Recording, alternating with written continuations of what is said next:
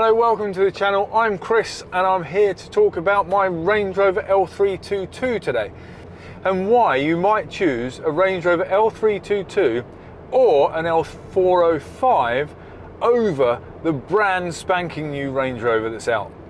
Now, I was stopped in the street the other day by a chap I only see occasionally, and he's had the brand new Range Rover.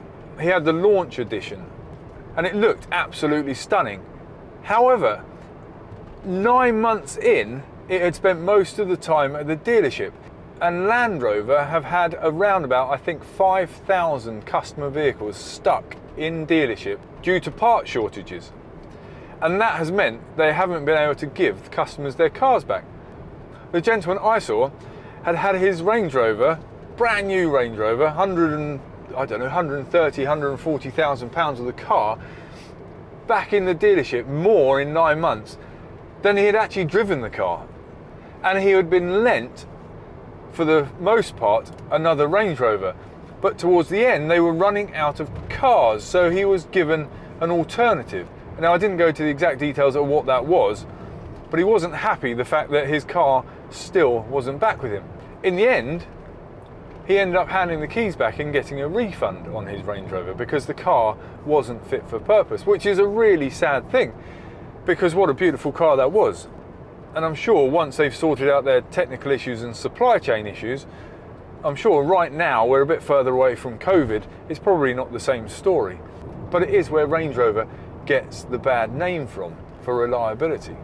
So he's coming out of that brand new Range Rover and gone back to the L405 that he had had before, and a very nice one too. It's an autobiography, looks lovely, and he saved himself about £70,000 in the process.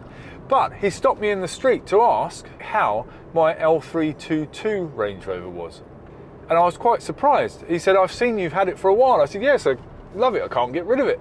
Don't know what else I'd have in place of it. I could get an L405 or I could get the new one, but I like the agricultural nature of this car." And he agreed with me. He thought the new ones were a bit too electronic, which was causing some of the issues. He thought actually having a bit of the knobs and dials back was something he was missing from having a Range Rover. So he was considering selling his, I don't know, 65, 70,000 pound L405, banking the money and buying a 10 grand L322. Because the one thing with these older cars, and I think this is something that is a little bit misguided, Land Rover, Range Rover tend to have a few issues when a new product is launched. And it's normally around electrics, not normally around mechanics. So therefore, once the electrical bugs are sorted under warranty, you've normally got a fairly decent car. And at 3 years old and at half the value that it was when it was brand new, someone else has spent the money and taken all that risk of having it back in the dealership. They've done that for you. So maybe the way to buy a Range Rover is once it's past 5 or 6 years old, or maybe something that's 10 or 12 years old.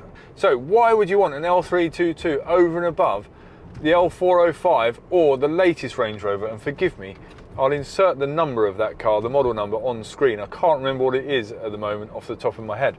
And maybe it might just be because a lot of the problems with the Land Rover or Range Rover are electrical, and they seem to have an ongoing problem with their electrics.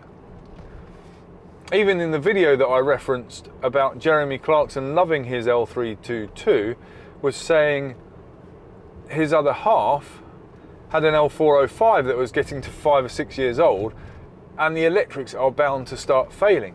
So maybe, just maybe, the best generation of Range Rover to buy is one that isn't plagued with electrical problems. And actually, the L322 is, as I said in a previous video, the best Range Rover ever made. Because if you spent 150,000 or 200,000 now, 250,000 on a brand new Range Rover today, it's not 15 times better than this car or 20 times better than this car. And this car is not plagued with problems. In forums and groups on Facebook that I've looked at, it's a fairly reliable car. not many people are having many issues with them. Okay, occasionally a turbo will go, or both turbos go, but it's a wear and tear item. It's done 150,000 miles. Of course the turbo might go. But the one I'm sitting in today has given me 18 months of fairly trouble-free motoring. And I don't drive around with any warning lights on the dash. And I've got no intention of selling this car, and we're coming into my second winter. And in February of next year, I think it is, I would have had this car 2 years. And it doesn't feel like I've had this car for 2 years. I get bored of cars really easily. But I haven't on this one. I still get in it. I still want to drive it. I still, even like a geek, look out the window and think it looks really lovely. So if you're thinking of spending £100,000 to £200,000 on a brand new Range Rover, maybe, just maybe think again. Check that there aren't waiting lists for parts. Or maybe just look in the classifieds and find yourself a lovely L322. A short story, just thought I'd share it with you.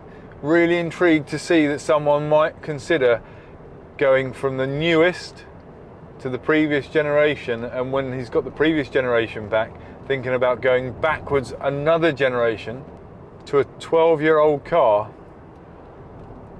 because it might just be a better car than the one they produce today.